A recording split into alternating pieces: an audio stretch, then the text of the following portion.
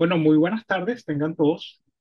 Nos reunimos nuevamente este viernes a la tercera presentación de la serie de seminarios que da el doctor Gabriel Gorce dentro de lo que hemos denominado seminarios en biología computacional.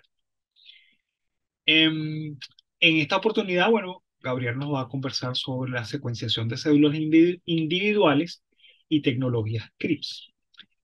Nuevamente, para el registro y control, por favor, ingresen y coloquen en el chat su nombre y afiliación, de manera de si han continuado con o para continuar con el registro que se tiene de los primeros seminarios, tal como se estableció inicialmente. Se agradece, por favor, eh, mantener el micrófono apagado, la cámara igual, de manera de tener la mejor conexión posible. Así que nuevamente, bienvenidos. Gabriel, tienes la palabra en lo que estés listo, ¿ok? Muchas gracias, Humberto. ¿Me escuchan bien? Sí. Ok.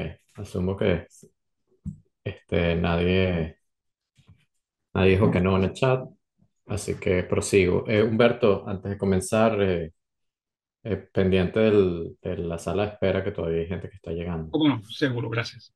Gracias. Ok. Bueno, hoy vamos a continuar el tema de secuenciación de células individuales, pero ahora vamos a agregar otro componente que son las tecnologías de CRISPR, que están súper de moda desde hace unos años. Vamos a hablar un poquito de cosas básicas sobre eso y vamos después a hablar de cómo se pueden mezclar ambas tecnologías para inferir más cosas sobre lo que no conocemos del genoma. Entonces, voy a hablar un poquito de CRISPR en general y CRISPR-Cas9. También voy a disectar un poquito qué es CRISPR y qué es Cas9, modificación genética, los tipos de CRISPR, los efectos fuera del objetivo de modificación, en inglés los off-target effects. Y voy a hacer un repaso rápido de análisis de secuenciación de células individuales, que lo vimos hace 2 semanas en el seminario anterior. Luego hablar un poquito de un artículo que aplica estas tecnologías, el artículo de Gasperini y colaboradores de 2019, y luego análisis del tipo de datos de Gasperini y colaboradores o de otros estudios de células, de secuenciación de células individuales y CRISPR de Katsevich y colaboradores 2021, que es el software o el paquete llamado Scepter. El seminario de hoy, de nuevo, va a ser más corto que el primero, así que no voy a ahondar muchísimo, pero voy a explicar lo básico y darles el material para que si quieren ahondar en el tema puedan ver, pueden leer el artículo y leer los manuales del paquete un poco para entender los detalles técnicos. Entonces, como siempre, comenzamos recordando el dogma central de la biología. El ADN se replica, pero también se transcribe en ARN y se traduce en proteínas. El genoma está conformado por el ADN, el transcriptoma por el ARN y el proteoma por las proteínas. Y las proteínas son el fenotipo que vemos, sí, la, la combinación de diferentes niveles de expresión de proteínas nos da los fenotipos, las características físicas de los organismos, color de ojos, altura, tono de piel, etcétera.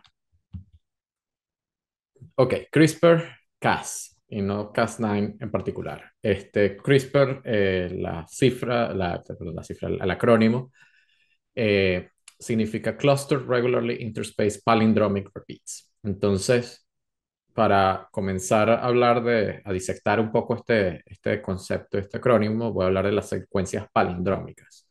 Son los palindromics, aquí en la P de CRISPR. Y son secuencias y perdonen de nuevo que PowerPoint se la pasa cambiándome ADN por AND. ADN o RN que se leen igual independientemente de la dirección de lectura, tomando en cuenta su complemento.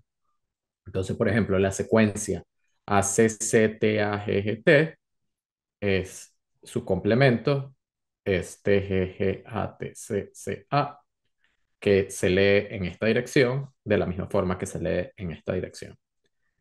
Recuerden que el ADN tiene dos hebras, entonces tenemos una secuencia complementaria.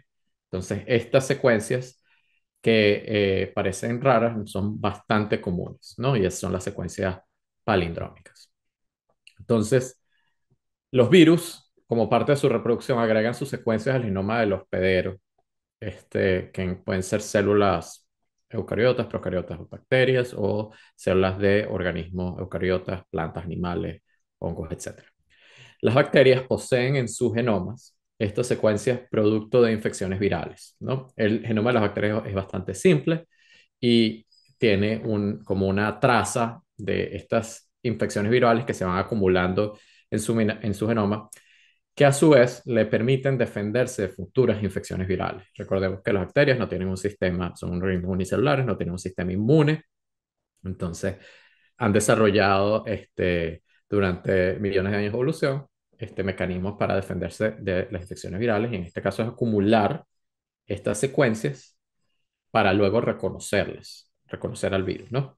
Entonces, estas regiones de CRISPR que están clusters, están agrupadas, están regularmente interespeciadas y tienen estas repeticiones palindrómicas, son bastante cortas, y cuando están agrupadas en una región, se la llama espaciador o en inglés spacer.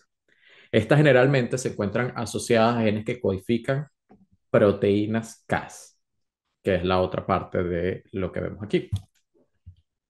Eh, las proteínas Cas son la enzima, por ejemplo, Cas, la 9, la Cas9, es una endonucleasa de ADN dirigida con un ARN guía. Entonces, los espaciadores reconocen secuencias específicas y guían a las nucleasas, a estas enzimas, para cortar o degradar esos elementos. En otras palabras, un sistema de defensa específico contra la inserción del ADN viral. Entonces, en este esquema, vemos la proteína, la enzima. La enzima reconoce por medio de este ARN de guía el complemento de en ese espaciador, y en este caso corta la secuencia, remueve el ADN viral del genoma de la bacteria. Entonces, con eso se pueden, cortando, se pueden borrar la secuencia está rota, se inactiva, pero también hay otras proteínas que pueden insertar un gen. Entonces el gen ahora tiene una nueva secuencia, ¿no? Entonces hay diferentes tipos de, eh, de CRISPR como técnica, CRISPR-Cas. Entonces podemos editar eliminando una secuencia, que es una deleción. Por ejemplo, aquí tenemos el GARN, el gRN, el ARN guía o single guide RNA, indica dónde el Cas va a cortar, corta, y eliminamos, producimos una deleción.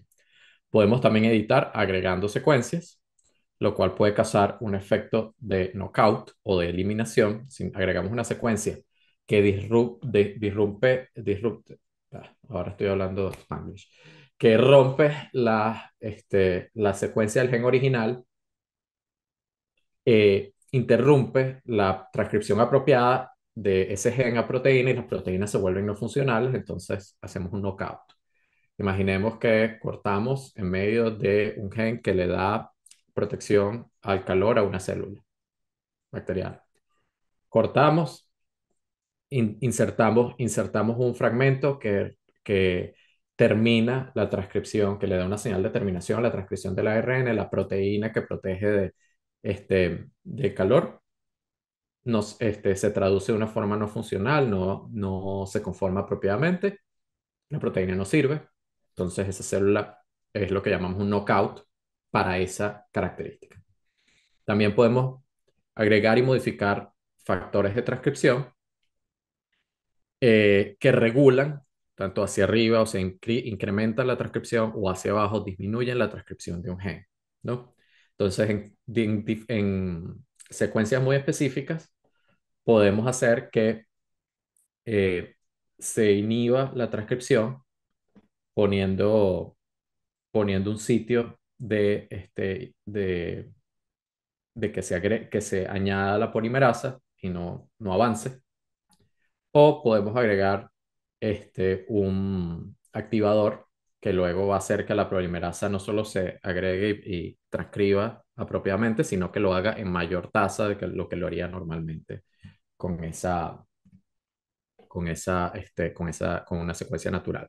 Entonces, CRISPR, podemos hablar de CRISPR knockout, CRISPR KO, CRISPR KO, podemos hablar de CRISPR-I o CRISPR-I en inglés, que es inhibición. Podemos hablar de CRISPR-A o CRISPR-A en español, que es activación. Entonces, el CRISPR knockout elimina totalmente, el CRISPR-I inhibe y baja la transcripción de ese gen y el CRISPR incrementa la transcripción de ese gen.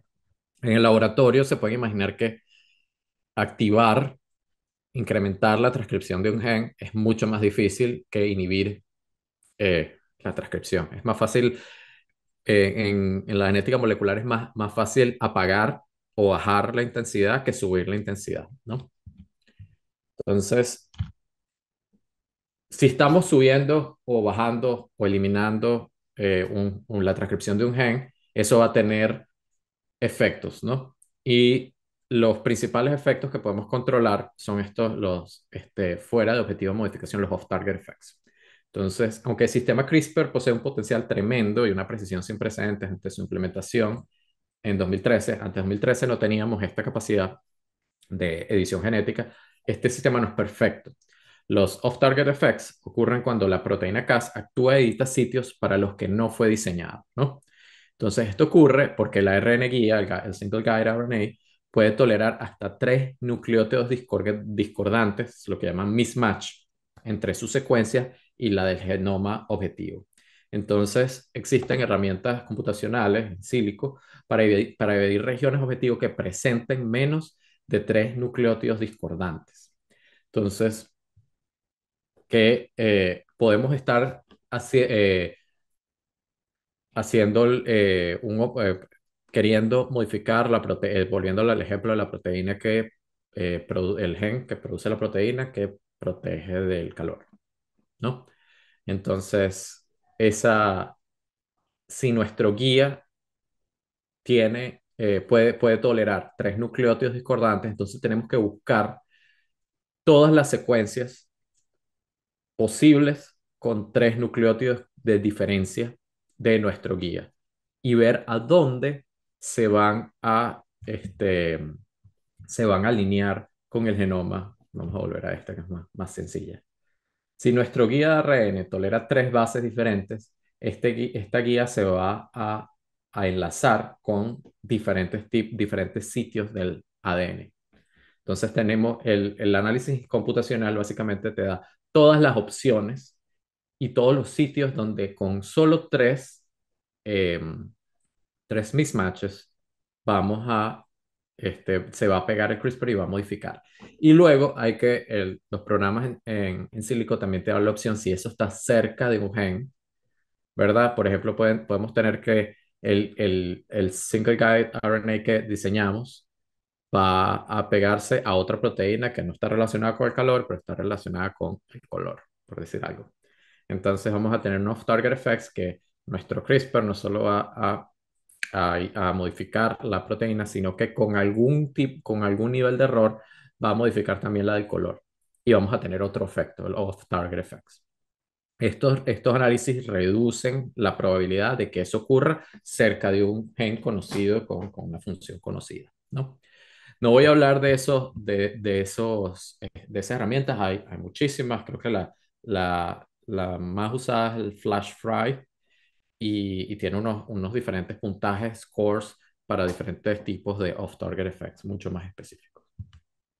Entonces, yendo un poco al repaso de los análisis de datos con células individuales. Recuerde que secuenciamos nuestras células que van en el kit, por ejemplo, el de la tecnología TNX, agarra en las burbujas, agarra una célula, agarra el ARN que tenemos ahí, lo mandamos a nuestra compañía o instituto de secuenciación y nos da las secuencias, las alineamos y terminamos con una matriz en las filas, los miles de genes que tenemos y en la columna las diferentes células identificadas con sus barcodes que tenemos, pueden ser cientos, miles, decenas de miles.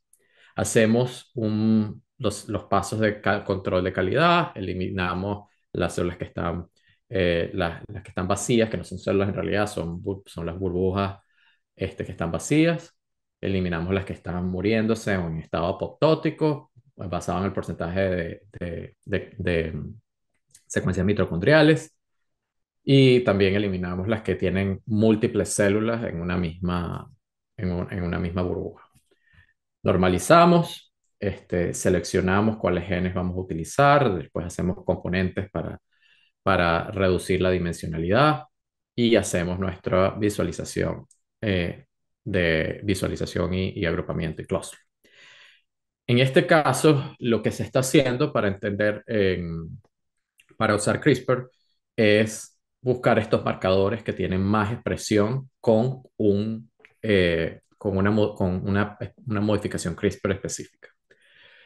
En el, este, en el, en, antes de tener estos experimentos de secuenciación de células individuales, por supuesto había secuenciación de tejidos en bulk, en cantidad, sin la tecnología de single cell, y la gente lo que hace básicamente es hacer una modificación de CRISPR en un gen que están interesados, secuenciar de tejido completo, mucho más barato que individual, y tiene o hace un plot de volcán y dice, por de este lado son las que tienen las que aumentaron su expresión con el CRISPR, los genes que aumentaron la expresión con el CRISPR, y por el lado de la izquierda, los que disminuyeron su expresión con el CRISPR.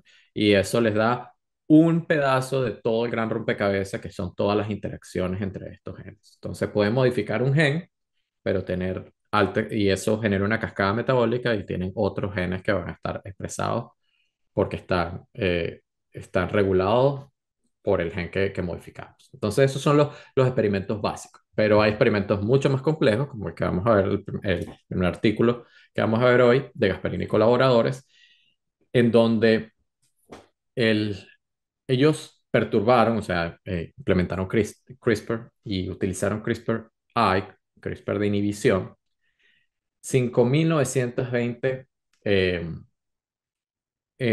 regiones que son candidatos a ser potenciadores en humanos. Los potenciadores son marcadores de transcripción que eh, aumentan la expresión de un gen, ¿no? Imagínense que tenemos un bombillo, ¿verdad? Y el bombillo es el gen. Si está prendido, está produciendo ARN y por consiguiente proteína. Si está apagado, no está produciendo nada, ¿no? Los potenciadores pueden ser uno de esas perillitas que, no sé si los que tienen eso en sus casas que pueden regular la intensidad de la luz. Entonces no tienen prendido o apagado, sino tienen a la mitad, a 25%, 75% de la capacidad, etcétera. Los potenciadores son esas regiones que regulan no solo la intensidad de la transcripción, sino también el momento de la transcripción y son marcadores epigenéticos. Entonces, ellos no saben dónde están estos potenciadores, entonces tienen 5.920 regiones que son candidatos a ser potenciadores por otras técnicas que, que les dan como las pistas para investigarlos. Y hicieron esto multiplex, o sea, no sé, me disculpa, no sé cómo traducir multiplex en español, pero cada célula tiene aproximadamente 28 perturbaciones de CRISPR-I en cada una. Y no tienen el 28 de la misma, tienen 28 diferentes combinaciones de miles de CRISPRs, ¿no? Y voy a ir un poquito más a fondo sobre esto. Adaptaron esto, un framework. ¿Cómo decimos framework? Disculpe, hoy mi español está en ciencia, está declinando bárbaramente. Un marco de estudio, un marco de referencia analítico de los EQTL y los EQTL, que voy a hablar un poquito de ellos, para identificar, marco de lectura, gracias. Este, para identificar 664 potenciadores, pares de potenciador y gen, porque un potenciador está asociado a un gen en humanos, en cis, también voy a hablar de eso, y caracterizaron las características genómicas asociadas con estos pares de potenciador y gen. Entonces, estos elementos reguladores de expresión. Potenciador es una región corta de ADN que puede enlazarse con proteínas, un factor de transcripción, para aumentar o reducir los niveles de transcripción de un gen. Es esa perillita para modular. Un ejemplo de un factor de transcripción es NR4A1, N4A1, que lo vimos en el primer seminario. Y si no recuerdan, teníamos que en nuestro estado basal, la proteína de NR4A1 estaba enlazada al ADN eh, para enlazar específicamente una región donde está el factor de transcripción que reconoce esta proteína y hace que se enlace en una secuencia específica, lo cual prevenía que la polimerasa avanzara, generaba estos R-loops y pausaba la transcripción. Y en el estrés, el N4A, se liberaba, la polimerasa transcribía em, naturalmente. Entonces, esos elementos reguladores. Esto NR4A1 es un tipo de factor de transcripción que a su vez es un tipo de regulador de expresión. En este caso, podríamos decir que es más un inhibidor que un potenciador o un silenciador, silencer en inglés.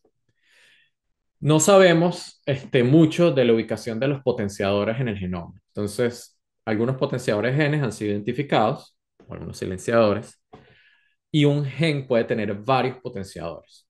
Entonces, un poco para hablar matemáticamente, tenemos aproximadamente 20.000 genes que codifican proteínas en el genoma humano, cada uno de nosotros. Nuestro genoma contiene 6,27 millardos de pares de base, entonces un poquito más, 6,37 si posees dos cromosomas X, tienes más ADN, el cromosoma Y es más pequeño, y el 98,5% no codifica proteínas.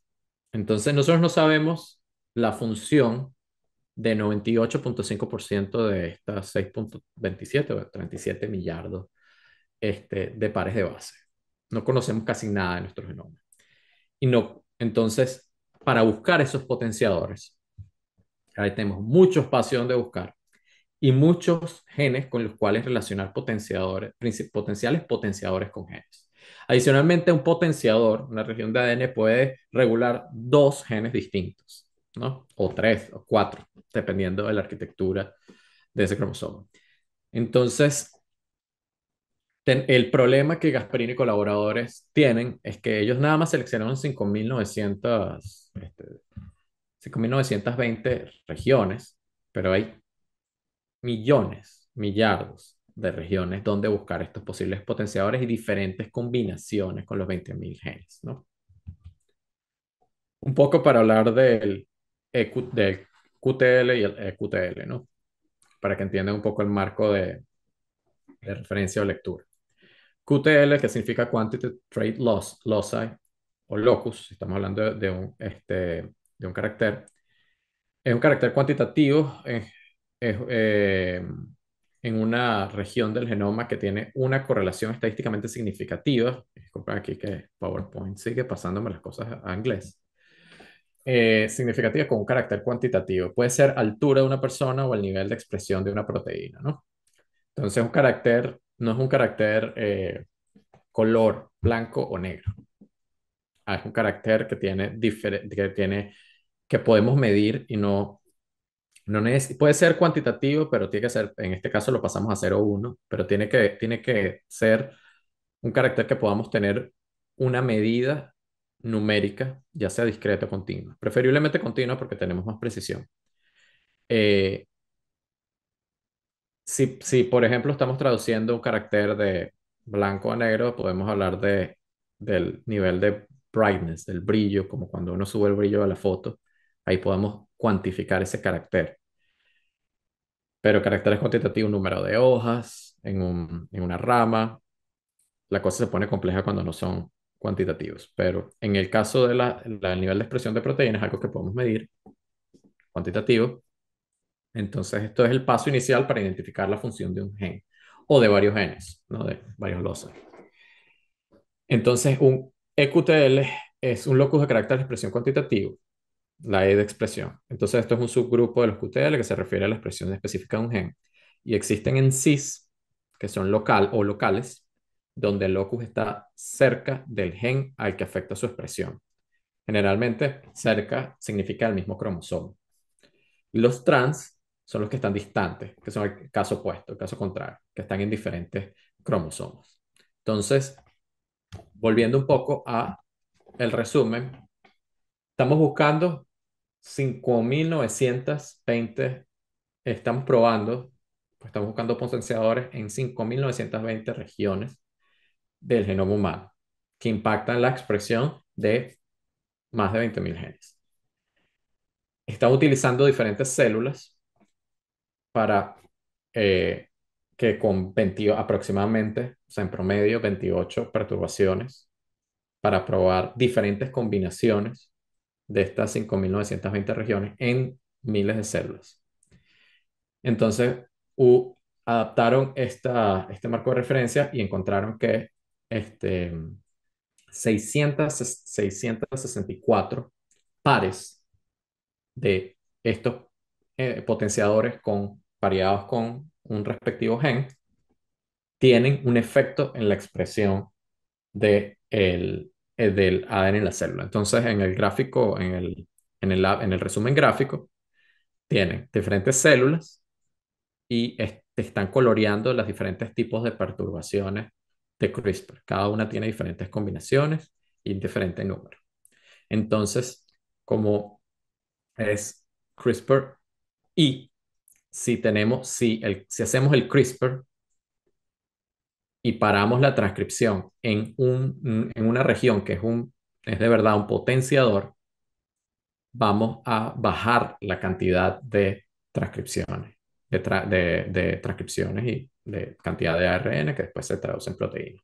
Entonces, cuando no estamos modificándola en las células que no tienen ese CRISPR, tenemos una transcripción normal. Aquí son 3 segmentos de ARN versus uno. Y después la, el gráfico ideal es que cada uno de estos punticos es una célula y va a tener en el eje Y la expresión. Los que no tienen la perturbación correcta en ese potenciador van a tener más expresión que los que no tienen. Esto genera un problema que es que no es un experimento simple en el sentido de que cada célula tiene una combinación de diferentes eh, perturbaciones de CRISPR. Y no sabemos tampoco la relación entre esas perturbaciones de CRISPR, porque en realidad no sabemos si esas perturbaciones afectan o no la expresión. Adicionalmente, hay diferentes factores, por ejemplo, lo que llaman batch effects o efectos de lotes, de baches, de secuenciación, o tampoco sabemos si la cantidad de perturbaciones, porque no todas tienen 28, esto es un promedio, afectan la expresión de los genes. Entonces el análisis se vuelve bastante complejo porque tenemos que controlar por todas eh, esas covariables. Entonces, antes de continuar, ¿hay alguna pregunta? Hacer la pausa un poco a mitad de camino para preguntas hasta ahora.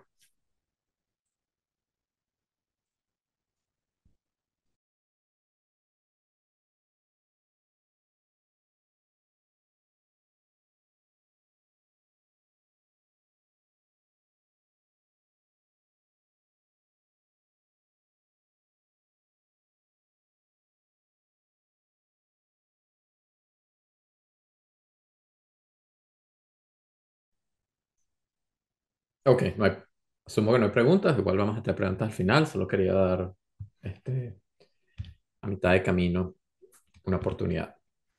Entonces ya entendimos los términos. Sabemos que es un enhancer, un potenciador. Sabemos cómo medir la expresión. Ah, ya salió una pregunta. Eh, los, ok, los Ok, no me quedó claro si los EQTL estaban previamente mapeados antes de la edición. Sí, estaban mapeados los candidatos. Ah, potenciadores estaban mapeados. Utilizaron una técnica para predecir potenciales potenciadores. Y podemos hablar un poquito más al final de eso, pero básicamente marcadores epigenéticos nos indican dónde hay más actividad de la polimerasa. ¿Se acuerdan de ATAC-seq en el primer seminario? Diferentes señales. Eso puede como que darnos una serie de regiones de candidatos y ellos eligieron esas regiones. Entonces eso ya estaba mapeado, no es que hicieron... y al mapearlos, construyen los single guide RNAs, los ARN guía, para decirle al CRISPR dónde se va a modificar. Entonces sí estaban mapeados. Este, ¿Existe algún tipo de distribución asociada con las expresiones de los potenciadores? No, Humberto, no entiendo. A ver, disculpa, Gabriel. Mi pregunta es la siguiente, o sea, Ujú, yo estoy viendo que tú tienes una expresión asociada con cada una de las diferentes perturbaciones, ujú, inhibiciones o extracciones. La pregunta ujú. es, ¿eso es simplemente un on-off o existe una distribución, una variedad de respuestas asociadas con cada uno Hay de una esos? variedad de respuestas, sí. Hay variedad de respuestas, eso es lo que me refiero. Si existe una distribución asociada con esa variedad de respuestas. Sí, y generalmente esto no sé, este gráfico obviamente no son punticos nada más, es un gráfico de violín, porque hay una distribución de los puntos dentro de un rango, ¿no? Alrededor de la mediana. Entonces, por como es CRISPR-I, CRISPR-I, es inhibición, entonces vas a tener diferentes niveles de inhibición. No es CRISPR knockout, que es que simplemente paramos la transcripción. Y se usa CRISPR-I en el caso de los potenciadores porque no se sabe no hay un efecto contundente porque no entendemos mucho sobre los potenciadores. Entonces no sabemos qué pasa si hacemos el knockout. Entonces por eso se usa más que todo CRISPR-I. También porque cuando usamos single cell, cuando usamos células individuales y hacemos knockout, como estamos secuenciando miles de células y tenemos una capacidad de profundidad diferente, si usamos CRISPR knockout, no sabemos si el efecto que estamos viendo del knockout es porque la célula sí originalmente expresaba eso, pero lo noqueamos, como en boxeo, o la célula no está expresando eso en primer lugar, o no teníamos la capacidad para detectar la expresión con la técnica de single cell. Entonces se prefiere la inhibición porque al menos vamos a tener una baja expresión. Problema muy común del single cell es que tenemos muchas expresiones cero, muchos ceros en esta matriz, porque no podemos secuenciar en las transcripciones de ARN, cada segmento de ARN que tenemos. Entonces, eso es un problema que llama de profundidad de secuenciación, de sequencing depth. Entonces, esa es una limitación de la técnica, lo que hace que cuando trabajamos en single cell no usemos la knockout, si no usamos inhibición, lo que crea que hay unos diferentes grados de inhibición en cada una de las células. Roberto, hablabas antes de una variabilidad de error de tres bases que la RNA guía en acción de CRISPR. Supongo que las combinaciones disponibles muchas son una función de la longitud del target. Y supongo que hay más combinaciones posibles porque son solo tres bases o hasta tres bases. Él acepta, el guide RNA acepta hasta tres. Entonces tenemos hasta tres bases de mismatch.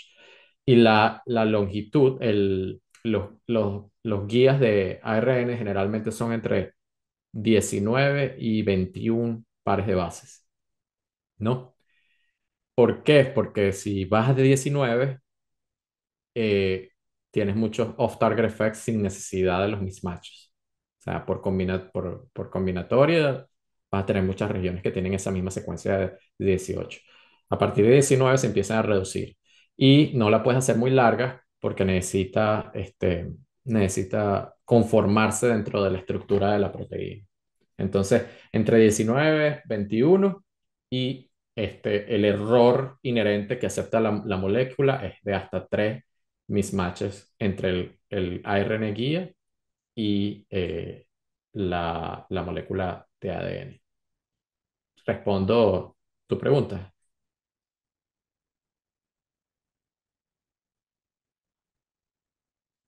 Chévere.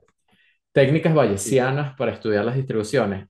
Vamos a hablar de cómo utilizan las distribuciones, pero spoiler alert, se hacen muchos resampleos. La técnica que ha mostrado más eficiencia es a punta de resampleos, entonces es una mezcla de, de estadística paramétrica con no paramétrica. No he leído artículos de técnicas bayesianas al respecto para entender la distribución y entender dónde está afectando o no en realidad. O sea, para sacar ese p-valor de que si un efecto del CRISPR o no significativo. Buenísima esa pregunta, gracias. Ok, este, continuamos, ¿no? Ya entendimos que ellos ya tenían 5.920 regiones mapeadas como candidatos, hicieron varios guide RNAs, o sea, usaron, eh, creo que hicieron 2 guide RNAs por región, usaron los mejores 2, hicieron primero un piloto y luego hicieron 2 guide RNAs por cada una de las regiones. Entonces tenemos que hay 11.000, 12.000 guide RNAs posibles que con los que podemos perturbar la célula y ver si esas regiones a donde se enlaza el guide RNA son de verdad potenciadores que impactan la expresión genética. Tenemos 28 eh, por cada 28 perturbaciones por cada transcriptoma de cada una de las células y utilizaron esta marco de referencia de lectura y encontraron 664 regiones que tienen un efecto significativo. Entonces, ¿por qué usamos single cell si tiene todas esas complicaciones que ya hablé, de que la profundidad de secuenciación, el sequencing depth es más caro? Tenemos que ahora controlar todas estas covariables. ¿Y por qué meternos en este rollo si podemos hacer una aproximación, lo que llaman single plex, solo una perturbación a la vez y ver si eso, qué pasa o no? Entonces, imaginemos que queremos verificar si un potenciador tiene un efecto en un gen con RNA-seq de un tejido completo, sin hacer secuenciación de células individuales. Entonces, se realiza la modificación de una región con CRISPR-Ko, removemos el locus, porque es más fácil, porque tenemos de tejido completo, y este experimento toma 3 o 4 semanas en el laboratorio. Luego hacemos la extracción de ARN y secuenciamos el tejido con el CRISPR knockout y el tejido sin el CRISPR knockout. Esperamos 1 o 2 semanas que la empresa que secuencia nos da los datos y en un par de horas o días, dependiendo del tamaño de los archivos, medimos la expresión de estos genes y generamos un,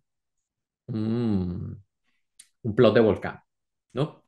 Entonces, en este caso, este no es un plot de volcán de un experimento de CRISPR, solo un ejemplo. Vemos que se incrementó la expresión de este gen. En este caso de CRISPR-Ko, quisiéramos que estuviera del otro lado, pero no conseguí uno tan bonito como este que fuera para el otro lado. Entonces, todo esto para uno solo y tenemos una cantidad de genes que son impactados significativamente, o sea, el p-valor ajustado, que es el q-valor en el eje de las y el fold change, el cambio entre CRISPR knockout y CRISPR knockout y sin CRISPR knockout nos da una cantidad de genes que tienen una perturbación, o sea, que son afectados significativamente por la perturbación. Entonces ahora imaginemos hacer esto 5.920 veces para probar esas 5.920 regiones, que a su vez son una proporción ínfima de esas millardos de combinaciones entre genes y diferentes regiones de nuestro genoma. Se hace imposible. Entonces, cuando no sabemos nada, tenemos cuando o sabemos muy poco, usamos esta aproximación a multiplex. Entonces, la aproximación multiplex es que hacemos más modificaciones CRISPR por célula, perturbaciones, que permiten medir más cambios de expresión detectables. Entonces, haciendo zoom, tenemos una combinación aleatoria, esto pasa en el laboratorio, en solución, este, se inserta la proteína CRISPR con un virus, se hace transfección, la gente que hace las cosas del laboratorio puede explicarlo muchísimo mejor que yo, y luego tienen estas combinaciones aleatorias, tienen miles de células con diferentes combinaciones, entonces cuando vemos cada una las, de las, de las respuestas que podemos tener, vemos que tenemos también una variabilidad de, eh, de nivel de respuesta dependiendo de las perturbaciones promedio que tiene cada célula. Entonces, por ejemplo, aquí tienen graficado el porcentaje de la expresión génica con cambios detectables y la porcentaje de reducción del transcript, del ARN objetivo. Y ven que a medida que la, expre- la- las perturbaciones, el nivel de expresión bajo, disculpen, el nivel de expresión bajo, podemos medir con suficiente la reducción con suficiente, podemos tener con niveles bajos de expresión, podemos ver la reducción suficiente de ese target, lo que nos da el poder un poco de medir la respuesta en esta prueba. Y a medida que tenemos más perturbaciones, aumentamos el poder de esto. ¿Por qué aumentamos el poder de esta medición? Porque tenemos más perturbaciones en diferentes combinaciones de células. Entonces, con la misma célula podemos agruparla con diferentes grupos de células para tener suficientes células que nos den el poder estadístico para decir si este grupo tiene más expresión que este grupo. Pero por cada par de potenciador con gen, tenemos diferentes grupos de células que no tienen esa perturbación versus células que tienen esa perturbación. Todo esto para decir que la aproximación multiplex nos da más poder para medir más perturbaciones, o sea, más regiones de potenciales potenciadores. Y una acotación, la línea celular in vitro que se utilizó para este experimento es llamada K562, una célula bastante conocida derivada de cáncer hepático, que se mantiene en el laboratorio, etc. Entonces tenemos la distribución, tenemos dos tipos de distribución en cuanto para ver un poco no las perturbaciones. Tenemos distintos guide RNAs que son distintos sitios donde se modificó el ADN. Y tenemos la distribución de los guide RNA en las células, distribución de los guide RNA en cada una de las células es importante porque no queremos un sesgo de unos pocos guide RNAs en muchas células, por poner un ejemplo. Entonces, eh, este bullet point está conectado con la gráfica del panel D. ¿Qué tenemos en el panel D? Tenemos el número de células que tienen cada perturbación. Entonces tenemos eh, aproximadamente 12.000 tipos de perturbación, 12.000 guide RNAs. Entonces, queremos que esta distribución sea lo más normal posible para que no tengamos un guide RNA dominando aquí, ¿verdad? Si la distribución estuviera sesgada hacia la derecha, si tuviéramos el pico acá, tendríamos unos pocos guide RNAs que están que están perturbando muchísimas células. Queremos que esto sea lo más distribuido equitativamente posible para tener mayor poder, porque si tenemos pocos guide RNAs perturbando, si tenemos un grupo de guide RNAs que están perturbando muy pocas células, no vamos a tener ese poder estadístico para poder decir que la perturbación generó un efecto. Y lo otro es que tampoco deseamos que las células tengan miles de perturbaciones, que eso lo llaman MOI en inglés, porque puede desestabilizarla completa. Y eso es lo que estamos viendo aquí en la distribución de arriba, que son la cantidad de guide RNAs que tenemos en cada célula. Por eso el promedio es 28, que está por aquí en esta distribución, y aquí se usaron, en el Gasperini y colaboradores, usaron un límite de, vamos a aceptar células que tengan 100 perturbaciones. En los experimentos que yo he analizado en mi trabajo, hemos tenido experimentos fallidos donde tenemos células que tienen 5.000 perturbaciones diferentes, lo cual obviamente genera que la célula esté desestabilizada, porque aunque tengamos cientos de perturbaciones que realmente generan efectos, al tener miles, tampoco sabemos qué está pasando si están los off-target effects a millón, por ejemplo. Entonces, esto es más o menos lo que en inglés llaman rule of thumb, o sea, como una regla arbitraria que aceptamos hasta 100 perturbaciones en una célula. Si tenemos células que están más allá de aquí, las sacamos del experimento. Ese es otro tipo de filtro de calidad, ¿no? Entonces, me voy a saltar un poco a los resultados, y no voy a hablar de los métodos y lo voy a explicar por qué. Encontraron 664 potenciadores con efectos significativos en la expresión de los genes en cis, o sea, en el mismo cromosoma, con p-valores ajustados menores a 0.1. Básicamente te estamos haciendo repetidas comparaciones de expresión y tenemos un p-valor que se calcula de que si esa diferencia entre las células que tienen la perturbación versus las que no tienen es significativo. Y, por supuesto, si las que tienen la perturbación tienen menos expresión, su expresión fue inhibida. Hacemos, creo que hay como 80.000 diferentes agrupaciones de células de diferentes perturbaciones con diferentes genes, o sea, diferentes pares, y hacemos 80.000 pruebas y nada más, como tenemos 80.000 pruebas, tenemos 80.000 valores, ¿no?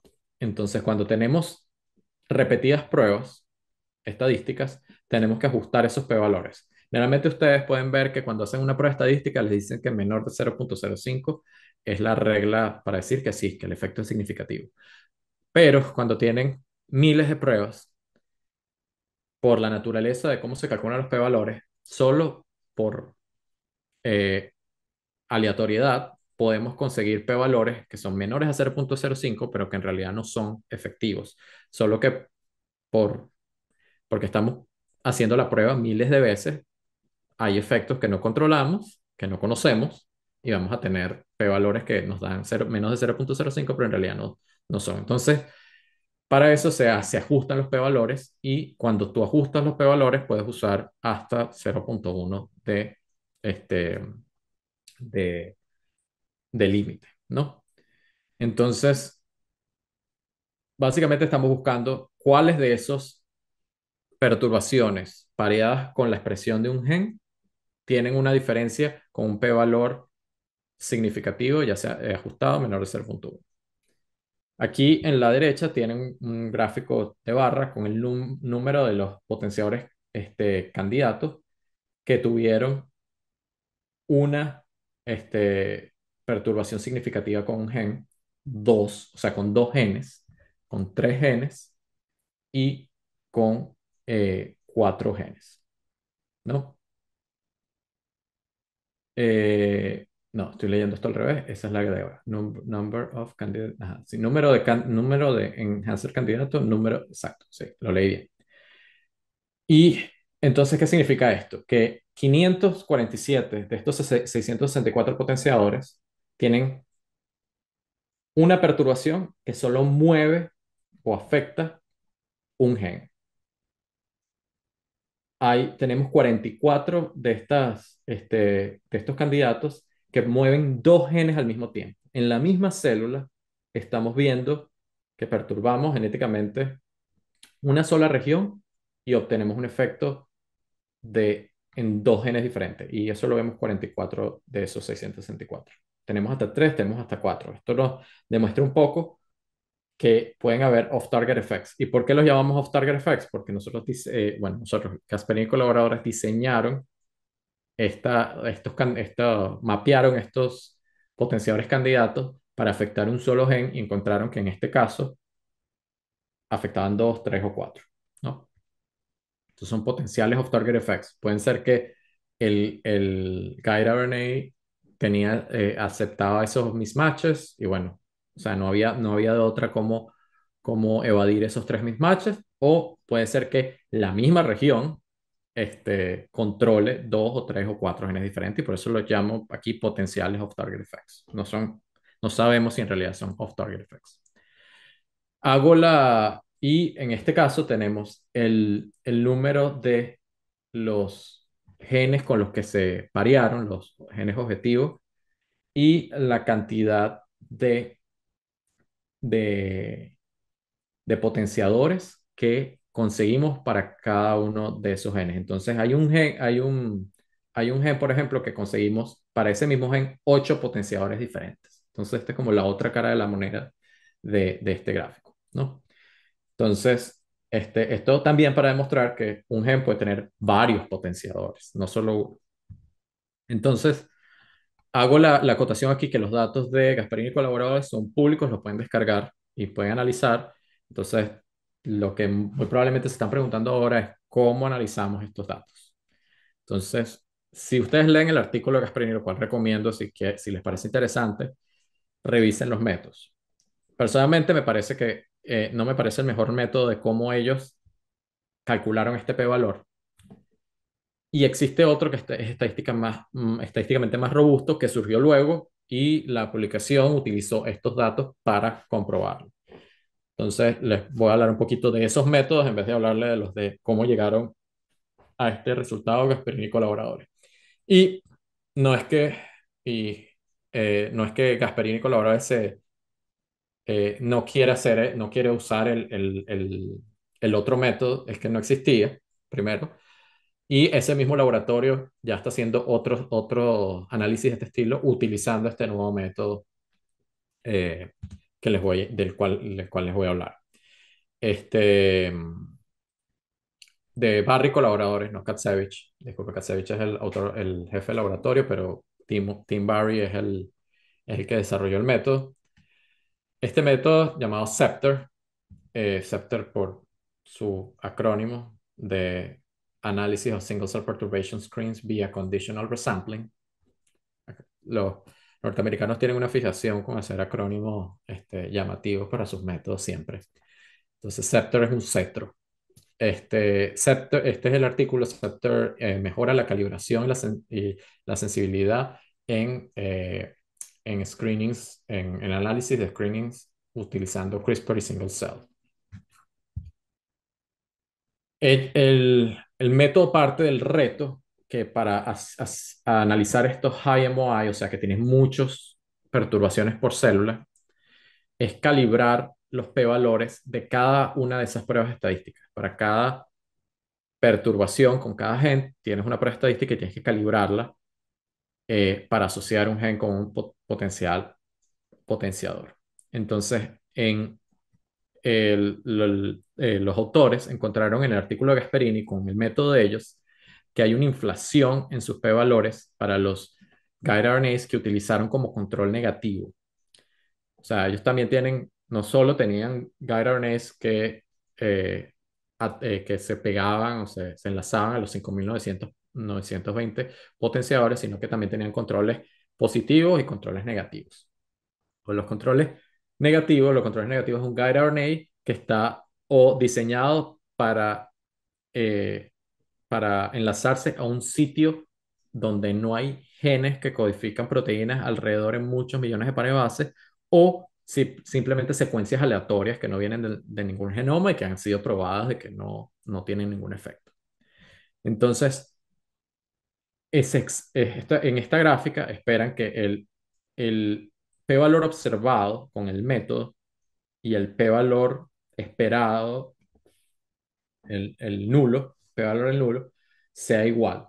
Y ven que el observado tiene una inflación hacia arriba, en este caso es la escala va de p-valor más grande al p-valor más pequeño, al revés. Ven que los p-valores más pequeños, lo que nosotros llamamos significativos, están inflados. Nosotros creemos que lo ideal es que estas líneas estén dentro del intervalo de confianza que está aquí en gris. Entonces, tanto el experimento de Gasparini con su método y el experimento de Shea, que es otro experimento de este tipo, un poco más pequeño, tienen inflación de los p-valores. Y eso les indica que hay una falta de calibración de los p-valores. ¿Y por qué hay una falta de calibración de los p-valores? Bueno, porque cada célula tiene tienen diferentes números de perturbaciones, o sea, diferente, diferente expresión génica. A su vez, tienen el problema de que cuando hacemos single cell, eh, una covariable también es la cantidad de genes detectados, porque no podemos detectar todos en una célula, no podemos detectar la expresión de todo. Entonces, todas esas covariables las tenemos que tomar en cuenta para calibrar ese p-valor, para que tengamos una distribución nula real, ¿no?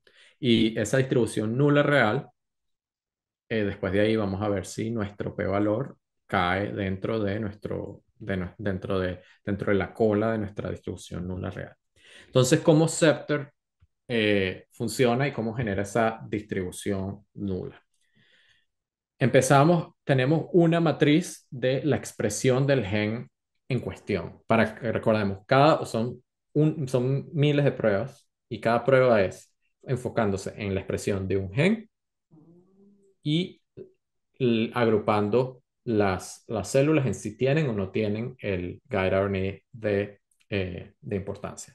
Entonces empezamos con una matriz que tiene la expresión de los genes, o sea, el nivel de expresión, cuántas, cuántos, cuántos fragmentos de ARN correspondientes a ese gen secuenciamos en cada una de las células. Entonces, cada una de las células es una fila en esta matriz. Y a su vez tenemos una matriz de indicador de guide RNA. ¿Qué significa eso? Cero es que esa célula no tiene ese guide RNA, no lo conseguimos. Y para eso lo secuenciamos también para buscar qué célula tiene cuál guide RNA. Y generamos esta matriz de indicadora. Entonces tenemos si cero no tiene el guide RNA, si uno tiene el guide RNA. Y luego tenemos una variabilidad de factores técnicos. ¿Cuántas perturbaciones en total tiene esa célula? ¿Cuántos genes se lograron secuenciar en esa célula? El, el lote, porque no secuenciamos todo en un mismo lote. Dependiendo de la cantidad de células, secuenciamos en diferentes lotes. Entonces, el lote o el batch de secuenciación también puede afectar, porque si un batch cuando lo mandaron a secuenciar se quedó mucho tiempo esperando que la cargaran en el secuenciador, en el mesón, eso puede haber afectado la degradación de ARN, etcétera. Entonces, todas las células en ese batch van a tener ese efecto. Entonces, ese es uno de los factores técnicos. Entonces, todo eso los ajustamos en una regresión logística para tener probabilidades ajustadas, las probabilidades de el guide RNA que está ahí. Luego hacemos resampleo de esas matrices con diferentes, con diferentes combinaciones para cada una de las células basadas en sus probabilidades. Entonces estamos sacando un, un C-valor, un Z-valor, perdón, de una distribución negativa binomial, que es la que se utiliza mucho en análisis de secuenciación tanto de ARN de células individuales como de tejido. Ajustamos una regresión binomial a la expresión de la expresión del guide RNA o la presencia de ese guide RNA y los factores técnicos. para los datos originales y la data reshuffle, mezclada, resampleada. Ajustamos una distribución T sesgada, skew, eh, para los valores resampleados de ese valor y luego con esa distribución T calculamos el p-valor comparando el valor z original con la distribución nula que generamos con el resampleo. Si el valor z cae aquí, menos 1.5 cae aquí y esto rojo es nuestro valor, tenemos que ver si esto es el 0.5, 0.05, el pedazo de nuestra curva para determinar el p-valor. Y luego tenemos un p-valor y podemos determinar si en realidad hay una diferencia significativa entre la expresión de, de ese grupo de células que tienen el guide RNA, el 1, versus el 0. Y el lado de la prueba, hacia qué lado vamos a buscar, va a depender de si estamos haciendo CRISPR de inhibición a la izquierda, porque queremos que nuestra expresión baje, si es significativo, y si estamos haciendo CRISPR-A de activación, de incrementar la expresión, vamos a la derecha, porque queremos que si es significativa, la expresión aumente, ¿no? Esto es un resumen muy somero de lo que hace la técnica. Si de verdad les parece interesante, recomiendo altamente el artículo y recientemente, y se los voy a mostrar, hay un manual de cómo pueden ustedes hacer esto en su computadora con un pedazo de los datos de Gasperini y pueden ver y pueden jugar con el paquete. Y voy a hablar más de eso cuando les muestre el manual. Entonces, Scepter mejora la calibración en el caso de los controles negativos. Entonces, cuando calculamos los p-valores los observados de los controles negativos, vemos que con Scepter, los punticos azules, los p-valores se ajustan muchísimo más a la diagonal de aquí, lo que significa que ya no tenemos problemas de calibración. Entonces, Scepter puede de manera más, no llamemos verídica, más confiable, detectar si es significativa la perturbación en un gen en específico.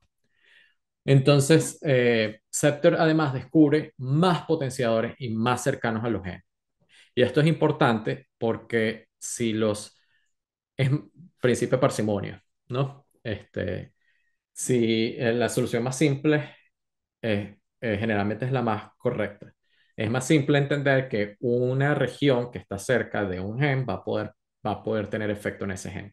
Entonces, bajo ese principio de parsimonia, siempre buscamos que los potenciadores estén lo más cerca posible de un gen.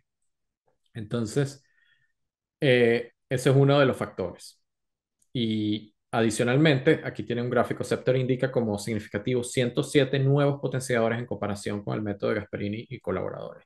Y tienen en este gráfico los que, eh, los que se descubren con ambos métodos, en morado, en azul los que nada más descubre Scepter, en rojo los descubre Monocle, que es les mencioné, no sé si recuerdan en la seminario pasado, es uno de los software que analizan datos de células individuales, pero el método Monocle es básicamente el método de Gasperini y colaboradores. Si es un outlier, no es un outlier, y, y si no se descubre por ningún método, lo que significa que su p-valor es más allá de nuestro límite, ¿no? Entonces, como una, un resumen gráfico, básicamente, de cómo comparar los dos métodos. Y aquí tienen un gráfico de distancia de el gen a su potenciador o del potenciador al gen. Y ven que la distancia de Sartor, el- la barra con la sombra azul, es mayor en distancias cortas de cero. La distancia aquí está en miles de pares de base. O sea, el cero aquí sería entre cero y 999. No, mentira. 1, 2, 3, 4, 5, 20, entre cero y 20.000 pares de base. La mayoría están y la mediana es esa, 23.000 pares de base. El, el método de Monaco de Gasparini, 24.000, y hay una mejora, 30.000. Sin embargo, el promedio cuando medimos el promedio es mucho menor en Scepter, y esa es otra de las ventajas. Entonces, mientras más cercano el potenciador, más probable que sea real. Eh, eh, Antes de ir aquí, ¿cómo ustedes se podrán estar preguntando? Pero tenemos ese p-valor y tenemos estos pares. Estos candidatos potenciadores tienen un p-valor significativo para afectar este gen. ¿Cómo de verdad probamos si ese gen es afectado por ese potenciador? Ahí es cuando se va a un experimento con nada más una perturbación. Se le hace una perturbación a un grupo de células, se le hace perturbación a otro grupo de células, pueden secuenciar con este tejido completo o pueden hacer PCR cuantitativa porque nada más quieren medir un gen y ven la diferencia. Y ven que sí, que ahí se confirma con un método alternativo que la perturbación de verdad genera incremento o disminución en la expresión, y confirman que sí, de verdad, esa región es un potenciador. Por supuesto, hay muchos laboratorios haciendo muchos experimentos ahora, mapeando todos los potenciadores de nuestro genoma. Adicionalmente, hay potenciadores específicos para tipos celulares. Nosotros tenemos miles de tipos celulares en nuestro cuerpo. No es lo mismo un potenciador en una célula ocular con una célula del hígado, por ejemplo. Precisamente porque la diferencia de esos potenciadores es lo que hace que la célula de hígado vaya de una célula madre a una célula de hígado, y el potenciador específico para células oculares haga que una célula madre se convierta en una célula ocular y se mantenga como una célula ocular. Entonces, hay muchísimos laboratorios, muchísima gente, porque obviamente el potencial de descubrir los potenciadores es infinito, porque vamos a poder curar enfermedades de insuficiencia de enfermedades genéticas donde el paciente no produce suficiente de una proteína o produce demasiada. Al identificar el potenciador, podemos diseñar este, terapéuticos para esas enfermedades en específico y para regular la expresión de esos genes.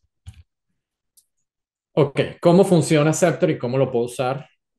Inicialmente, y esto es un poco recuento histórico, entre 2021, que salió la preimprenta de la publicación, y salió la publicación 2021-2022, Scepter está basado en R, pero incluía la paralización en Unix, en Bash, incluía paquetes complicados y era un dolor de cabeza para implementar. Yo pasé como 9 meses aprendiendo cómo implementarlo. A principios de este año, Scepter sacó una versión 0.5. O sea, todavía, digamos que esta es la versión alfa. Aquí estamos hablando de un beta, la versión 0.5, que permitía paralizar muchos de estos procesos, reduciendo el tiempo de análisis, por ejemplo, de 5 días a 8 horas. Y esto es un análisis de 5 días en un servidor con 384 GB de RAM y 96 procesadores, 96 núcleos, ¿no? Entonces, obviamente, si tienen una computadora que no es un servidor de esa capacidad, aunque se paralizó y se bajó mucho tiempo, estos análisis toman bastante tiempo. Hace un mes salió la versión 0.9, que solo requiere de R e instalar un paquete de una manera muy fácil, porque ya lo hice, salió hace un par de semanas. Y el autor indica que se puede usar para procesar los datos de Gasperini en una PC con 16 GB de RAM y 12 procesadores. O sea, algo un poquito más normal o más cerca de una PC de escritorio que este monstruo de 96 procesadores y 384 GB de RAM. Entonces, este, un poco como ahora Scepter tiene un manual muy completo, y disculpen aquí, PowerPoint me sigue cambiando las cosas en inglés, y un paquete fácil de instalar y usar, ¿no? En esta dirección de Timothy Barry de su GitHub está hizo un libro, no es un manual cortico, es un libro de Scepter, y ustedes pueden eh, instalar con estos dos comandos en R el paquete. Nada más tiene que instalar DevTools para poder bajarse el paquete del repositorio de GitHub y después usar install GitHub y se bajan el repositorio y luego cargan en la librería, cargan librería Scepter. Y ya cargaron todo, instalaron todo. Toma unos cuantos minutos porque hay muchos paquetes que están dependientes, pero es mucho más fácil, les aseguro que es mucho más fácil de lo que era implementarlo en la versión alfa y en la versión beta anterior, la 0.5. Y este es un poco como que el pipeline, los pasos que involucra aplicar Scepter para analizar un set de datos. Y están resumidos aquí. Yo voy a abrir esta página y voy a poquito darles un poquito más de, de profundidad sobre esto. Pero básicamente importamos la data, eh, eh, definimos los parámetros del análisis, asignamos los guide RNAs, o sea, ponemos cuáles células tienen cero y cuáles células tienes uno, y hay varios métodos. Aquí está opcional porque hay gente que ya tiene sus células asignadas, pero bueno, este Scepter ahora lo facilita y creo que es una mejora bastante y voy a explicar por qué. Un paso de control de calidad, dice que es opcional. Yo siempre digo, cuando hay un paso de control de calidad, úsalo porque te puede salvar muchos dolores de cabeza. Luego, un paso de calibración, calibrar esos p-valores con nuestros controles negativos. Un paso de chequear el poder de la prueba, si nosotros tenemos suficiente poder estadístico con nuestra data para inferir esas, esas perturbaciones de CRISPR que son de verdad significativas. Y luego correr el análisis, lo que llama el análisis de descubrimiento, el discovery analysis, que es todos estos pares de potenciador con gen posibles, cuáles de estas son significativas y nos dan en el caso del artículo de Gasperini, ellos obtuvieron 664, con Scepter ellos tuvieron 764 y bueno, al final Scepter imprime todos en archivos, imágenes, muy bonito. Entonces les voy a mostrar, voy a parar de compartir acá y voy a mostrarles el,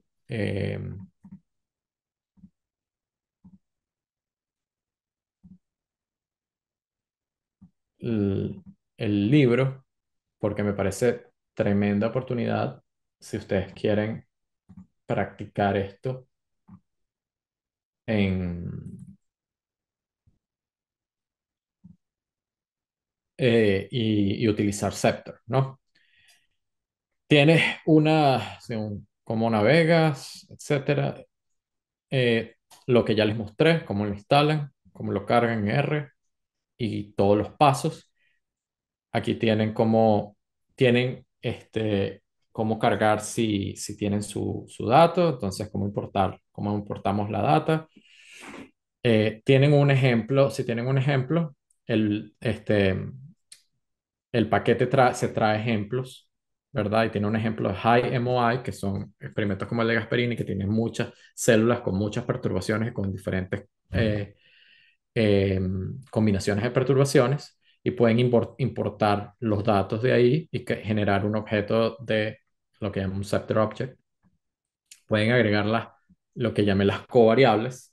Scepter calcula las covariables automáticamente, cuántos genes se detectaron por célula, por ejemplo, cuántas células, cuántos genes se detectaron por células, cuántos UMIs, ¿se acuerdan de los UMIs de hace 2 semanas? Los Unique Molecular Identifiers, cuántos UMI por cada gen o cuántos UMI totales en las células se encuentran, todas esas covariables que son factores técnicos de la secuenciación que Scepter va a tomar en cuenta para calibrar esos p-valores. Los va a calcular, pero también podemos agregar covariables extra. Por ejemplo, si tenemos varios tipos celulares. En el caso de Gasperini, ellos nada más usaron las células K562, pero hay experimentos que pueden tener diferentes tipos. O, mira, este experimento utilizamos diferentes lotes o lo hicimos en diferentes corridas, un mes después de otra. Entonces, todo eso puede ser covariables extra que podemos agregar y creamos este objeto. Tenemos esta tabla, este data frame, de Guide RNA Target Data Frame, eh, es los Guide RNA y dónde están ubicados, a qué región se pegan en el ADN y, este, y cómo se agrupan, si tenemos varios Guide RNA por la misma región. Construimos el objeto y aquí tienen unos ejemplos de cómo cada uno de estos, de cómo construimos el objeto. Tenemos la matriz de respuesta, nuestra matriz de transcriptoma, tenemos columnas, columnas de células y respuestas o genes o niveles de transcripción de genes en las filas. La matriz de guide RNA, de guide RNA dice esas mismas células y cuáles guide RNA tienen o no. Las covariables, por ejemplo, el batch, el ciclo, etcétera. Y un ejemplo de cómo es ese target data frame que tenemos un ID, un identificador del guide RNA, su región del target y dónde está ubicada esa región, cromosoma, dónde empieza, dónde termina. Luego que importamos la data, definimos los parámetros. En este caso, los parámetros, después de que definimos el objeto, pues este es un ejemplo con low MOI, pero creo que hay un ejemplo de eh, hay un ejemplo de High MOI más adelante, pero tenemos ejemplos de cómo tenemos que darle la matriz de los controles positivos. Entonces, el objetivo del guide RNA es este gen, estos son un código, un ID de un gen, y la respuesta que vamos a medir en expresión del otro gen. Construimos, podemos tener, si no sabemos cuál es el target, podemos llamarlo el potenciador candidato, candidato potenciador 1, candidato potenciador 10, 11, 12, 13, hasta 1000. Tenemos que definir cuáles van a ser nuestros pares de descubrimiento, los que de verdad queremos someter a prueba, los que no son controles. Para eso tenemos que construirlos en cis, también podemos construirlos en trans, pero en cis es mucho más fácil, tienen que estar en el mismo cromosoma. Y para eso tenemos, cada gen tiene una posición en su cromosoma, entonces definimos qué tan lejos queremos probar de estos candidatos potenciadores nuestro gen. Queremos probar todos los genes en la vicinidad del candidato potenciador en 1 millón de pares de base. Entonces vamos, 1 millón de pares de base a la izquierda, 1 millón de pares de base a la derecha. Y construimos todos esos pares. Candidato potenciador, candidato y el gen de respuesta que queremos medir. Y tiene esta función bastante conveniente, porque esto era un dolor de cabeza construir, que tú le dices la distancia que quieres. En este caso, 5 millones creo que es esto. 5 millones de pares de base en cada lado. Podemos construir los pares en trans también. Yo no he hecho este análisis con pares en trans hasta ahora. Y definimos también el lado de la prueba, si se acuerdan de la distribución que teníamos. Entonces, dependiendo de lo que queremos, del tipo de CRISPR y de lo que queremos probar, usamos diferentes lados de la distribución para definir nuestros p-valores. Entonces, si estamos probando potenciadores y estamos usando CRISPR-I o CRISPR knockout, entonces estamos probando, queremos comprobar si hay una baja de expresión, entonces el lado que tenemos que probar es el izquierdo. Si estamos haciendo CRISPR-A y queremos ver el incremento en expresión, porque estamos buscando potenciadores, usamos la derecha. También podemos probar silenciadores, que son otro tipo de marcadores epigenéticos, que en vez de regular hacia arriba, simplemente cuando son estimulados, cuando se le pega el factor de transcripción apropiado, bajan la expresión o la nulifican, ¿no? Entonces dependiendo de cuál combinación y cuál pregunta estamos utilizando, diferentes tipos de pruebas. Esto es una novedad de cómo integramos, cómo analizamos estos datos. Nosotros podemos probar que si un guide RNA afecta una célula de manera individual, solo tomando en cuenta ese guide RNA, si la célula tiene ese guide RNA, es esa combinación la que estamos probando. Sin embargo, nosotros podemos agrupar diferentes guide RNAs que están en la misma región de ese potenciador candidato, pero como no sabemos exactamente en esas 20, 19, 23 pares de bases, ese guide RNA donde se va a pegar en ese candidato, en esa región candidato que puede ser 1000 pares de bases, entonces podemos hacer varios guide RNAs que afectan dentro de una misma región y queremos ver el efecto en esa región en combinación con todo eso. Entonces, podemos agrupar los guide RNA en una región y tenemos dos modalidades. La unión, que significa que todas las células que tengan este conjunto de guide RNAs van a tener, vamos a medir la perturbación en esa región candidata, los agrupamos, o podemos hacer un modelo Bonferroni si asumimos que no todos los guide RNA van a tener la misma eficacia, que es lo más probable, o sea, es lo más ajustado a la realidad. Entonces, esta opción es nueva de esta versión 0.9 y justamente la estoy probando en datos de mi trabajo en este momento bastante y está mejorando bastante la respuesta que estamos teniendo. El, el control, cómo trabajamos nosotros los controles, depende también del nivel de MOI. ¿Qué significa? Muy rara vez, si estamos usando muchas perturbaciones, vamos a tener células que nada más tienen los controles negativos. Este caso es casi imposible en estos experimentos de grande magnitud, el high MOI. Entonces, utiliza la forma de que cualquier célula control no tiene la perturbación que están probando y tiene tanto controles negativos como otras perturbaciones. Y también tenemos que incluir la fórmula de las covariables, qué covariables vamos a utilizar, sí, el número de genes, el número de UMI, el nivel de porcentaje de gen mitocondrial para medir aquello de la apoptosis, el batch, etc. También tenemos el mecanismo de resampleo, que tiene dos opciones, y la recomendación es siempre usar el de permutaciones, porque el de CRT porque es más rápido y es mejor a manejar la sparsity, que es la cantidad de ceros en nuestras matrices. La única desventaja es que no es tan bueno manejando factores que confunden. Y aquí hablo un poco de cómo ajustamos el mecanismo de resampleo. No voy a hablar tanto de eso. Otra cosa interesante es cómo asignamos los guide RNA a las células. Cómo sabemos que nuestra célula tiene una perturbación. Hay el, en el método se secuencian de diferentes formas. Entonces genera una librería de transcriptoma y una librería de los guide RNAs para saber cuáles células cargan cuáles guide RNAs. Y esas librerías también tienen eh, UMIs, Unique Molecular Identifier, los UMI. Entonces, esto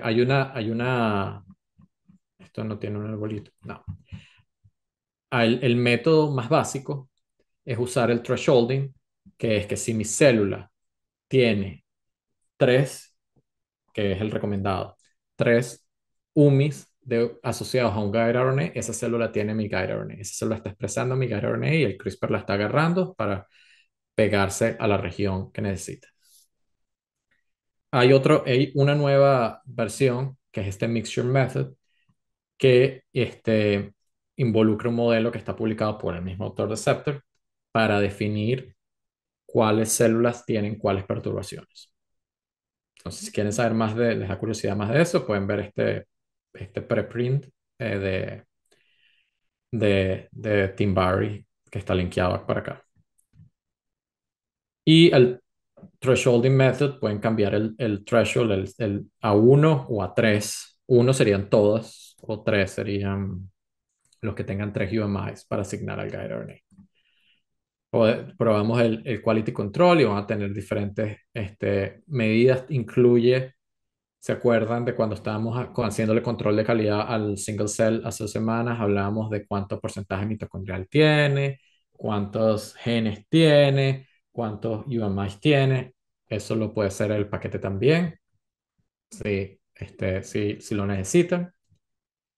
Y también hace un control de calidad para las, las, los pares de potenciales potenciadores o candidatos potenciadores y expresión del gen con el que se está midiendo. Esto se debe a que si tenemos los treatment cells, que son las que tienen nuestro CRISPR, pero tenemos la expresión en números acá, si tenemos muchas células que tienen cero expresión, que no están expresando ese gen, no tenemos suficiente poder para ver que si nuestro efecto de CRISPR en realidad está haciendo efecto. Entonces, lo mismo con las controles. Si tenemos muchos ceros aquí, tampoco podemos tener el poder para hacer la comparación. Entonces, este paso es súper importante y también creo que se explica en este paper que está linkeado en la página anterior, que es que al menos nuestras, eh, nuestras células que estamos comparando, el grupo que tiene la perturbación, tiene que tener expresión en al menos, en al menos 7 células, 7 o más, lo ideal. Y lo mismo, la expresión de ese gen tiene que estar presente en nuestro control en 7 células o más. Ese es el valor por defecto que tiene aquí. Y bueno, tiene todos estos gráficos bonitos. Esa, lo, el, Luego pasamos a la calibración, que es aquello de cómo usamos los controles negativos para ver si nuestro p-valor se ajusta a esa diagonal entre el observado y el esperado. Y eso nos va a dar el número de falsos descubrimientos. Entonces, generalmente tiene una tabla que está bien útil, que es entre 0 y 1, la calibración está bien.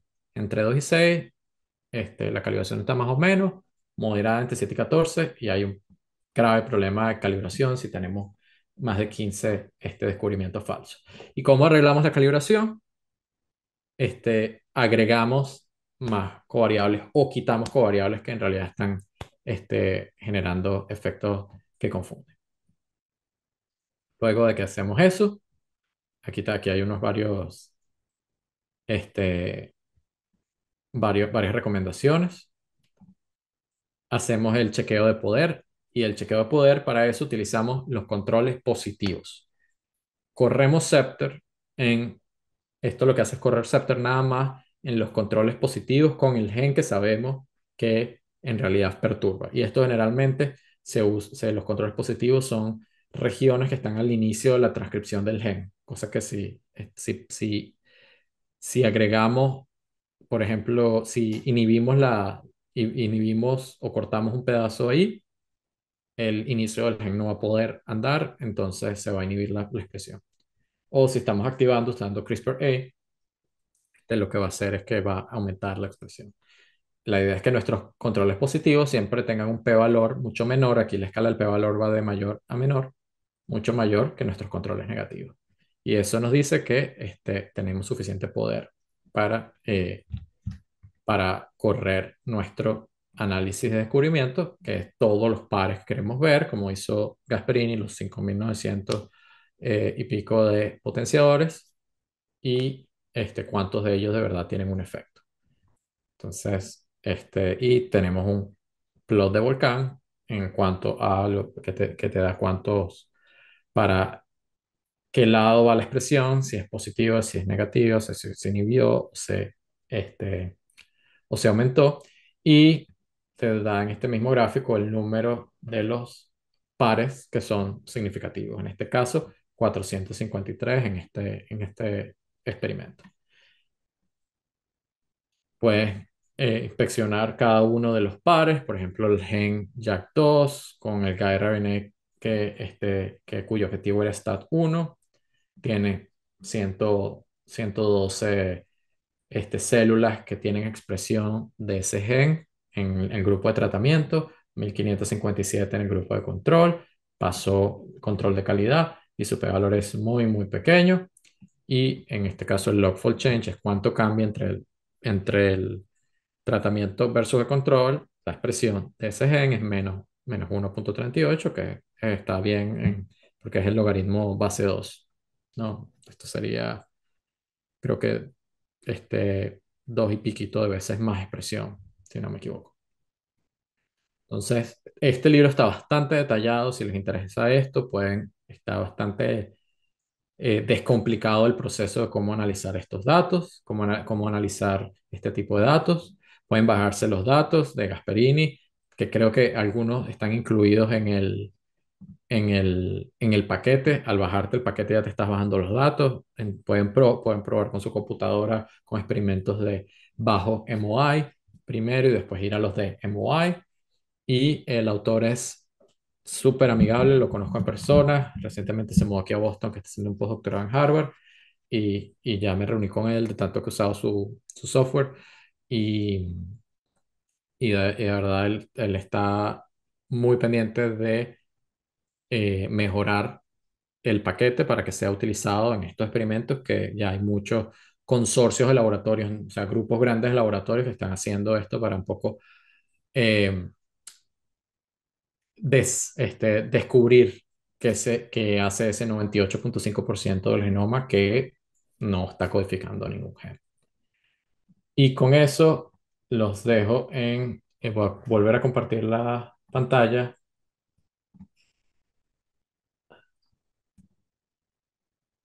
Estamos viendo mi pantalla. Sí, están viendo la lámina, ¿no? Y estoy pendiente para responder preguntas.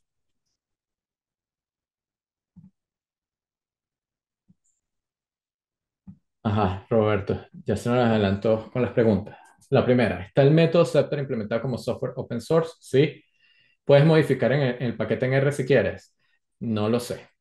Pregunto porque el talón de Aquiles de los modelos nulos son los métodos usados para construir la distribución nula de la variable comparar. Sí, estoy de acuerdo con eso. Esa es una de las preguntas que podría, de la pregunta cuyo talón de Aquiles puede ser respondida por el autor y no por mí, que es un estadístico. Eh, pero no, creo que no se puede modificar tanto esta versión. La versión anterior creo que sí era más modificable porque era más clunky, más este, menos refinada, por así decirlo. La segunda pregunta, por curiosidad, el problema de los métodos de remuestreo aplicados a problemas de Big Data es el poder, tiempo de computación que necesita. ¿Conoces de métodos similares al de Cepter basados en técnicas de Machine Learning? No, no ha salido nada con Machine Learning en esto. Yo he estado pendiente porque en mi empresa siempre está, si hacemos Machine Learning esto va a ser más rápido. Y todavía nadie ha salido con un método similar. Hablamos antes, cuando revisamos el artículo de Gasperini, mostraba las distribuciones de conteos de perturbaciones en genes y viceversa, de que esperábamos una distribución lo más normal posible. Dado que el tamaño de la muestra no era muy grande, centenares, y la distribución era de conteos, en realidad hablábamos de esperar una distribución Poisson o equivalente con una cola derecha o lo más corta posible, correcto. Lo ideal, sí. No estábamos viendo eso, pero lo ideal, en un mundo ideal, sí, exactamente. Eso era lo que necesitábamos. Gracias, Eh, Gabriel. de nada. ¿Alguna otra pregunta?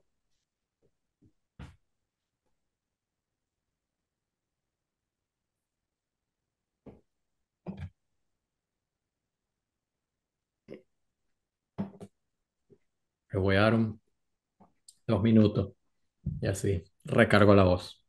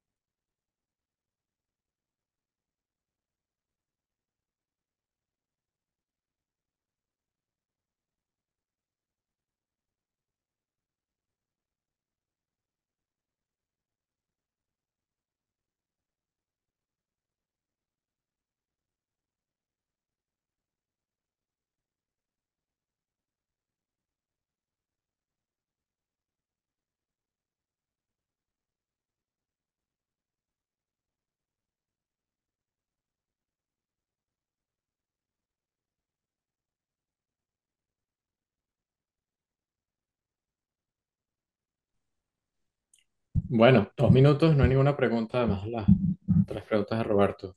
Entonces, creo que podemos dar por concluida el seminario de hoy. Humberto, no sé si estás por ahí todavía. Sí, que he estado aquí, estoy pendiente, lo que pasa es que todavía estoy procesando la información que nos... De verdad que yo, modestia aparte, no es mi área de trabajo y es un duro golpe para mí ya, entender un poco la dinámica. Para la parte estadística quizás no tenga mucho problema, pero pensando en cómo es la aplicación de esto, digamos, en la vida diaria del biólogo celular, en el sentido de que, bueno, yo puedo hacer un CRISP, hago esto, pero ¿qué es lo que estoy buscando? Eso, ahí es donde estoy un poquito, digamos, bloqueado de cómo yo puedo aplicar esta técnica para una aplicación muy particular, ¿no? O tratar de diferenciar o obtener un resultado con este tipo de análisis. Ahí es donde estoy, digamos, estoy un poco trancado, ¿no? Pero está muy bueno, Gabriel, muchas gracias. Ya bueno, te comentaré para mayores detalles sobre esto, en caso de que lo necesite, por supuesto. Pero de verdad, se agradece. Muchas gracias por la atención y nuevamente nos veremos entonces en 2 semanas. Chévere, antes de irnos, voy a responder un poco la pregunta, ¿no? Porque es bastante general Claro, y claro, puede gracias. servir. Este, ahí va, el CRISPR ahorita tiene una funcionalidad tremenda porque tiene un ejemplo. Un ejemplo de cáncer.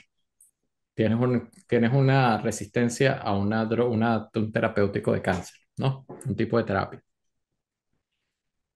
Los cánceres tienen diferentes maquillaje genético. La misma naturaleza del cáncer son células tuyas, pero que van reproduciéndose exacerbadamente y empiezan a acumular mutaciones en diferentes genes.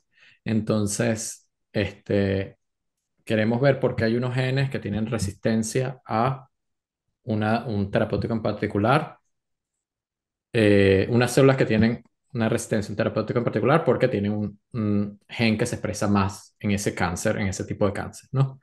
Entonces, podemos probar en células de ese cáncer y podemos quitar ese gen, hacerle knockout o hacerle inhibición y hacerle un tratamiento con el terapéutico. Si el que tiene el CRISPR knockout de ese gen responde mejor al tratamiento, podemos concluir que ese gen es el que le otorga la resistencia al tratamiento del cáncer. ¿Qué podemos hacer con eso? Podemos o desarrollar técnicas de diagnóstico para que cuando la gente, antes de tomar ese tratamiento, mira, vamos a diagnosticar una biopsia de tu cáncer a ver si tú expresas este gen, porque si no vas a tener resistencia, entonces vas a tener todos los efectos negativos de tomarte el terapéutico y no vas a tener los efectos positivos. Esa es una de las aplicaciones. Otra aplicación un poco más ecológica evolutiva. Eh, Vamos a poner de mi tesis de doctorado. Yo estaba buscando el locus, el QTL, que controlaba cuándo los insectos iban a, entre comillas, hibernar en invierno, porque los insectos no hibernan, entran en diapausia, es un proceso un poco diferente, pero para que todos me entiendan, como los osos que se van a hibernar, los insectos en clima temperado también van a hibernar, que se llama diapausia. Entonces, si yo hubiera tenido las herramientas, etcétera, y cultivos celulares de las células, de los sistemas nerviosos del insecto en el que me interesa, yo podría someter a prueba mis candidatos que conseguí con QTL, ¿verdad? Y con mapeo, etcétera, los podría someter a prueba de una manera funcional y medir si el gen que yo estoy haciéndole CRISPR de verdad controla ese QTL de respuesta a cuando el insecto se va a hibernar. Entonces, es como me hubiera servido para probar esa conexión entre el locus candidato, si de verdad afecta el gen que a su vez controla el proceso metabólico de cómo el insecto se va a diapausia, que a su vez tiene consecuencias ecológicas y evolutivas, porque bueno, que el ambiente cambia, la respuesta al ambiente, funciones de fitness, el cambio climático disrumpe todas esas relaciones, entonces si ese gen no cambia, no evoluciona bajo las nuevas presiones selectivas, va a hacer que se muera el insecto. Entonces, esos son dos ejemplos por los cuales por las herramientas de CRISPR en laboratorio pueden ser utilizadas. Obviamente hay cientos de novelas, series, películas de cómo la edición genética va a, vamos a empezar a modificar a los bebés probeta, vamos a poder escoger el color de ojo que va a tener nuestro hijo o hija, etcétera. Obviamente CRISPR es una técnica que permite hacer eso en células individuales. Sin embargo, la gente que puede estar en el seminario pensando, bueno, se pueden hacer los CRISPR babies, que seguro hay varios que han salido ya. Puedes hacer CRISPR para humanos, pero tienes que empezar a hacerles CRISPR en las primeras células del cigoto, para que todas las células que se vayan dividiendo carguen esa modificación, esa perturbación en el resto, porque si no, que si lo haces muy tarde, quedas con un mosaico de células y puedes tener tus células del ojo tienen la modificación de CRISPR buena y la célula del ojo derecho y el izquierdo no. Entonces, obviamente, las tecnologías CRISPR están yendo poco a poco, siendo probadas para ser usadas también en nosotros, tanto para modificación de fertilización in vitro, para quitarle las enfermedades que pueden estar heredando los embriones de sus padres, como también hay otras terapias de CRISPR, hay una empresa que literalmente se llama CRISPR, este, que se está encargando de terapias de que te modifican, sacan células tuyas, las modifican con CRISPR y después las vuelven a inyectar para hacer terapias de otras enfermedades. Entonces, no solo para la parte de cáncer, las partes de otras enfermedades, pero enfermedades genéticas, eh, hay aplicaciones, pero también hay aplicaciones de cómo conectamos en ecología en evolución, cómo conectamos ese genotipo con ese fenotipo, con esa función de fitness, con esa variable poblacional que estamos midiendo. Y con eso lo utilizo como tangente para un poco recordar que el próximo seminario que tenemos es, ya nos vamos a salir del área de genética molecular y vamos a hablar el, de de biología, biología computacional en biología evolutiva y ecología. Y luego después vamos a hablar en el último seminario de inteligencia artificial y machine learning que ya ha salido varias veces en estos seminarios. Y creo que ya estamos listos. Muchas gracias, Gabriel. Gracias por la explicación, de verdad. Con esto ya me quedó muy claro el panorama y espero que los demás que no trabajan en biología molecular o biología celular también les haya abierto los ojos sobre la aplicación. Nuevamente, muchas gracias. De nada y nos vemos el 1 de diciembre.